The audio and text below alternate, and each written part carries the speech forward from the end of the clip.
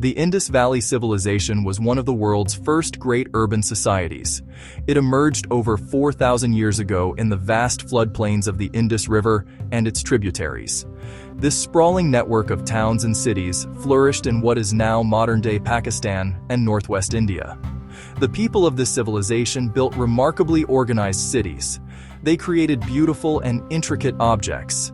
They established trade networks that stretched across mountain seas to distant lands like Mesopotamia. We study their ancient ruins today, not just out of curiosity, but to understand the very foundations of urban life in South Asia.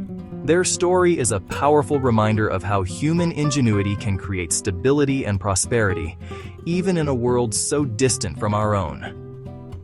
This civilization did not appear overnight.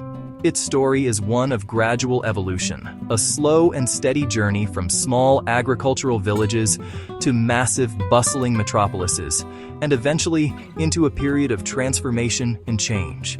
This long timeline, spanning several millennia, helps us appreciate the resilience and adaptability of these ancient people. They learned to harness the power of the great rivers, creating a sustainable way of life that lasted for centuries.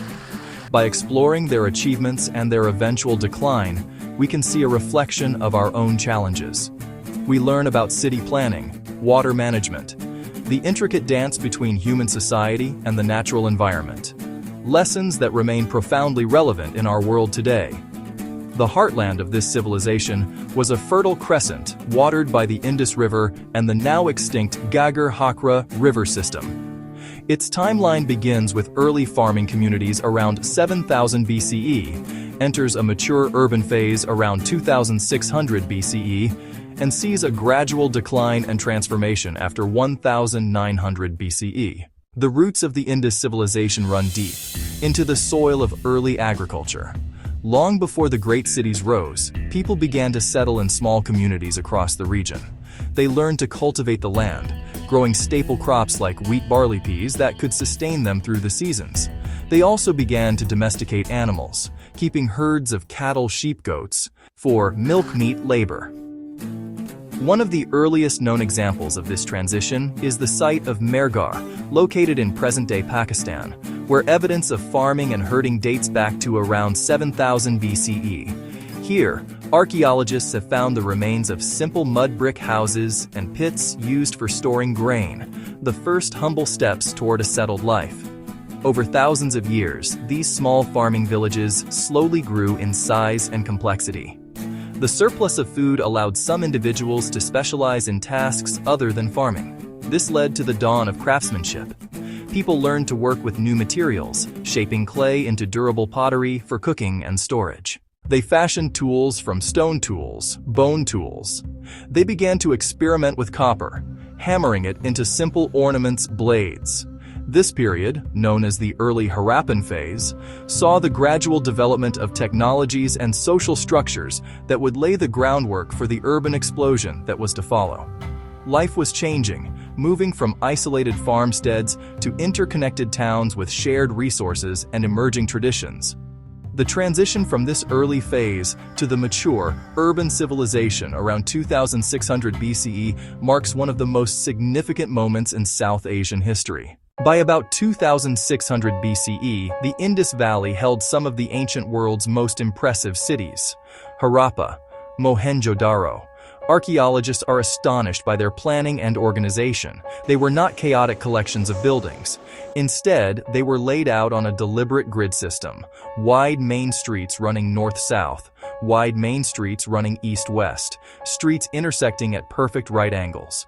The grid divided the city into neat rectangular blocks.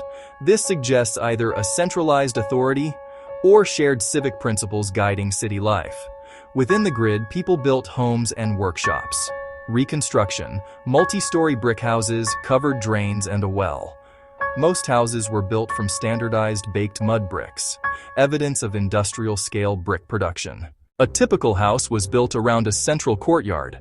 The courtyard provided light and air to surrounding rooms. It offered privacy from the bustling streets, and a communal space for family activities.